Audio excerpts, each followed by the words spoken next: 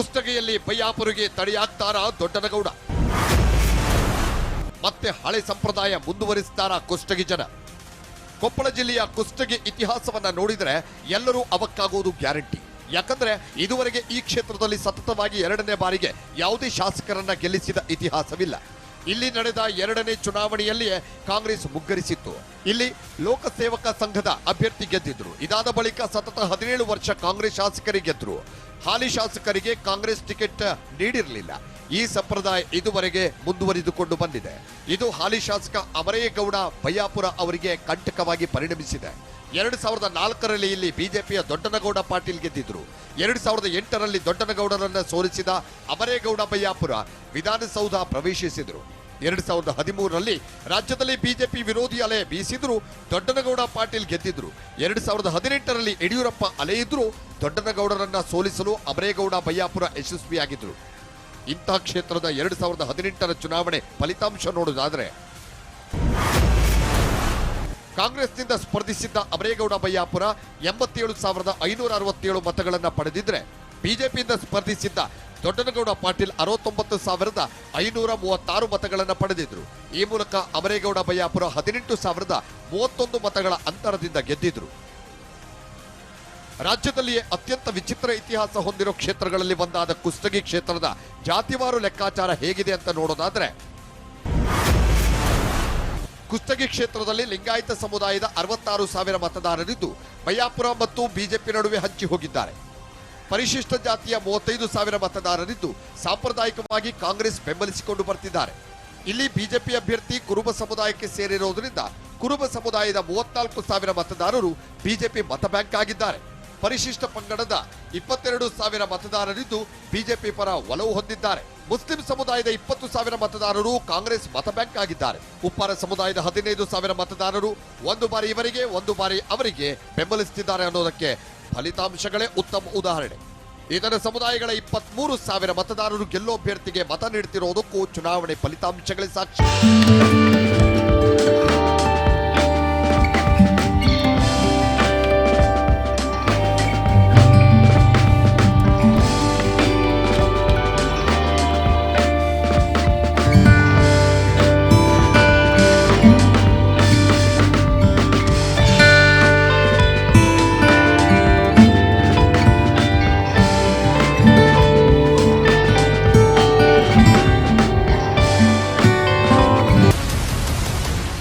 ಕುಷ್ಟಗಿಯಲ್ಲಿ ಈ ಬಾರಿ ಹೊಸ ಇತಿಹಾಸ ಸೃಷ್ಟಿಯಾಗುತ್ತಾ?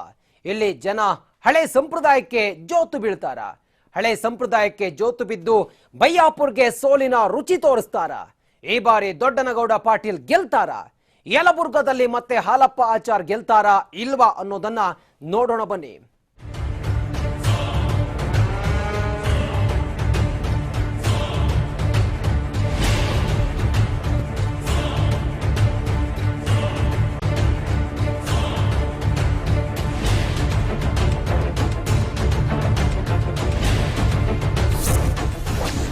ಹೊಸ ಇತಿಹಾಸ ಬರಿತಾರ ಅಮರೇಗೌಡ ಬಯ್ಯಾಪುರ?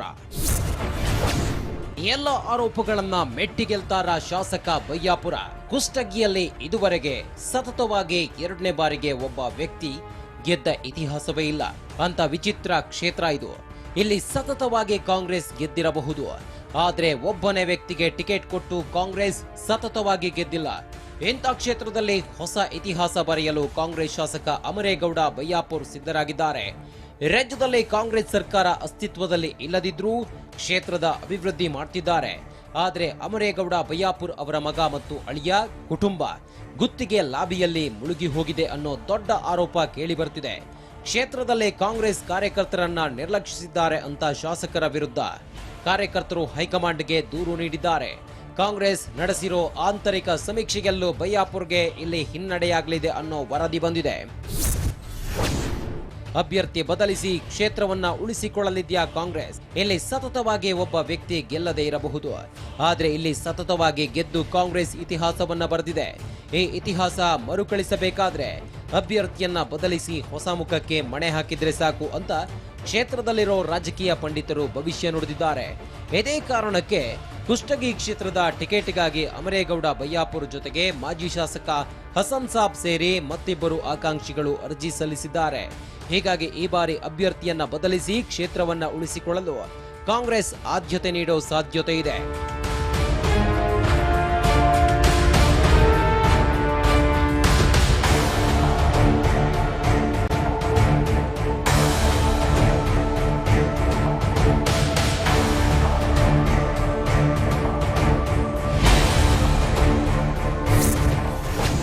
ದೊಡ್ಡನಗೌಡ ಪಾಟೀಲ್ಗೆ ಜೈ ಅಂತಾನ ಕುಷ್ಟಗಿ ಮತದಾರ. ಲಿಂಗಾಯತ ಜೊತೆಗೆ ಕುರುಬ ಸಮುದಾಯದಿಂದ ಬೆಂಬಲ. ಬಿಜೆಪಿ ಟಿಕೆಟ್ ಆಕಾಂಕ್ಷಿಯಾಗಿರೋ ದೊಡ್ಡನಗೌಡ ಪಾಟೀಲ್ ಕುರುಬ ಸಮುದಾಯಕ್ಕೆ ಸೇರಿದವರಾಗಿದ್ದಾರೆ. ರಾಜ್ಯದಲ್ಲಿ ಹಲವು ಕ್ಷೇತ್ರಗಳಲ್ಲಿನ ಕುರುಬ ಸಮುದಾಯದ ಮತದಾರರು ಸಿದ್ದರಾಮಯ್ಯ ಕಾಂಗ್ರೆಸ್ನಲ್ಲಿರೋ ಕಾರಣಕ್ಕೆ ಕಾಂಗ್ರೆಸ್ ಅನ್ನ ಬೆಂಬಲಿಸಿದ್ರೆ, ಇಲ್ಲಿ ಮಾತ್ರ ಬಿಜೆಪಿಯ ಮತ ಬ್ಯಾಂಕ್ ಆಗಿದ್ದಾರೆ. ತಮ್ಮ ಸಮುದಾಯದ ವ್ಯಕ್ತಿಗೆ ಬಿಜೆಪಿ ಟಿಕೆಟ್ ನೀಡೋದ್ರಿಂದ ಆ ವ್ಯಕ್ತಿಯ ಹಿಂದೆ ನಿಲ್ಲುತ್ತಿದ್ದಾರೆ. ಇದೇ ಕಾರಣಕ್ಕೆ 2013ರಲ್ಲಿ ಬಿಜೆಪಿ ವಿರೋಧಿ ಅಲೆ ಇದ್ರೂ ದೊಡ್ಡನಗೌಡ ಪಾಟೀಲ್ ಗೆದ್ದಿದ್ರು.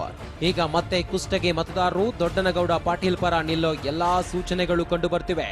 ಲಿಂಗಾಯತ, ಕುರುಬ, ಪರಿಶಿಷ್ಟ ಪಂಗಡದ ಮತದಾರರ ಜೊತೆಗೆ ಉಪ್ಪಾರ ಸಮುದಾಯವು ಇಲ್ಲಿ ಹೆಚ್ಚು ಮತದಾರರನ್ನ ಹೊಂದಿದ್ದು, ಇವರೆಲ್ಲ ಬಂದಾಗಿ ದೊಡ್ಡನಗೌಡ ಪಾಟೀಲ್ ಬೆಂಬಲಕ್ಕೆ ನಿಲ್ಲೋ ಸಾಧ್ಯತೆಗಳು ಕಂಡು ಬರ್ತಿವೆ. ಕುಷ್ಟಗಿ ಕ್ಷೇತ್ರದಲ್ಲಿ ಬಿಟಿವಿ ನಡೆಸಿರೋ ಮೆಗಾ ಸರ್ವೆಯ ಸದ್ಯದ ಟ್ರೆಂಡ್ ಪ್ರಕಾರ ಹಾಲಿ ಶಾಸಕ ಅಮರೇಗೌಡ ವಿರುದ್ಧ ಆರೋಪಗಳಿದ್ರೂ ಮತ್ತೆ ಶಾಸಕರಾಗೋ ಸಾಧ್ಯತೆಗಳು ಹೆಚ್ಚಿದೆ.